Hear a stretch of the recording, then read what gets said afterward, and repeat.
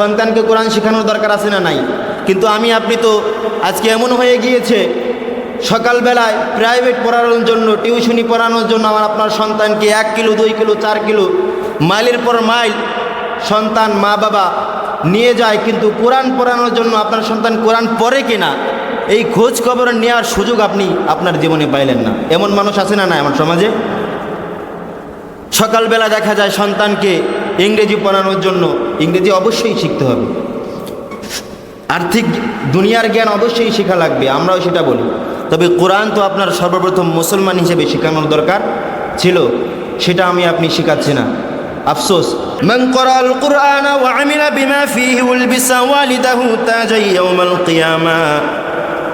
যে ব্যক্তি কোরআন পড়বে এবং কোরআন অনুযায়ী আমল করবে, বিশ্বনবী সাল্লাল্লাহু আলাইহি ওয়াসাল্লাম বলেছেন, উলবিসা ওয়ালিদাহু তাজাই ইয়াউমাল কিয়ামা, কিয়ামতের ময়দানে ওই সমস্ত মা বাবাকে আল্লাহ রাব্বুল আলামিন নূরের মুকুট পরাই দেবেন। বলেন সুবহানাল্লাহ। নূরের মুকুটের উজ্জ্বল কেমন হবে, আলো কেমন হবে? বিশ্বনবী বলেছেন, দাউহু আহসানু মিন দাউইশ শামসি ফি বুয়ুতিদ দুনিয়া। দুনিয়ার জমিনে যেই সূর্য আছে, সূর্যতে যত আলো হয়, বিশ্বনবী বলেছেন কোরআন পড়নেওয়ালার আব্বা আম্মাকে এত মুকুট পরানো হবে, এমন একটা মুকুট পরানো হবে, সূর্যের যেই পরিমাণ আলো হয় কিয়ামতের ময়দানে ওই নূরের মুকুটের তার চাইতেও বেশি আলো হবে। বলেন সুবহানাল্লাহ।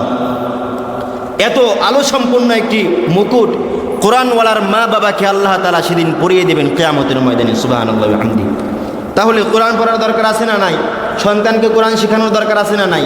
কিন্তু আমি আপনি তো আজকে এমন হয়ে গিয়েছে, সকালবেলায় প্রাইভেট পড়ানোর জন্য, টিউশনি পড়ানোর জন্য আমার আপনার সন্তানকে 1 কিলো 2 কিলো 4 কিলো মাইলের পর মাইল সন্তান মা বাবা নিয়ে যায়, কিন্তু কোরআন পড়ানোর জন্য আপনার সন্তান কোরআন পড়ে কিনা এই খোঁজ খবর নেওয়ার সুযোগ আপনি আপনার জীবনে পাইলেন না। এমন মানুষ আছে না আমার সমাজে?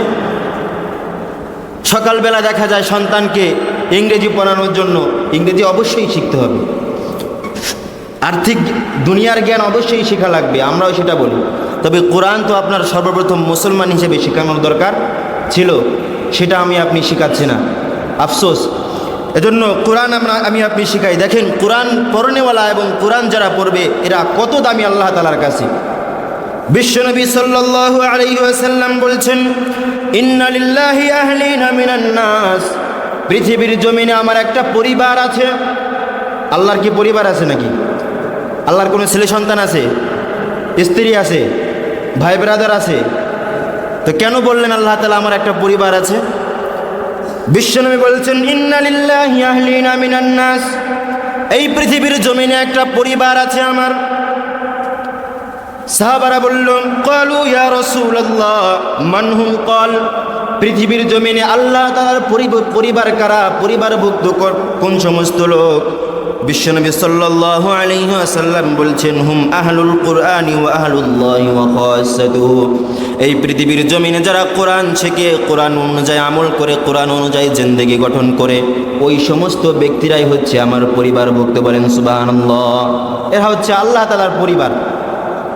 তাহলে আল্লাহর কোনো পরিবার নাই, সন্তান নাই, কিন্তু যারা কোরআন পড়ে এবং কোরআন অনুযায়ী আমল গঠন করে জিন্দেগি চালায়, ওই সমস্ত ব্যক্তিরা কি বলেন তো?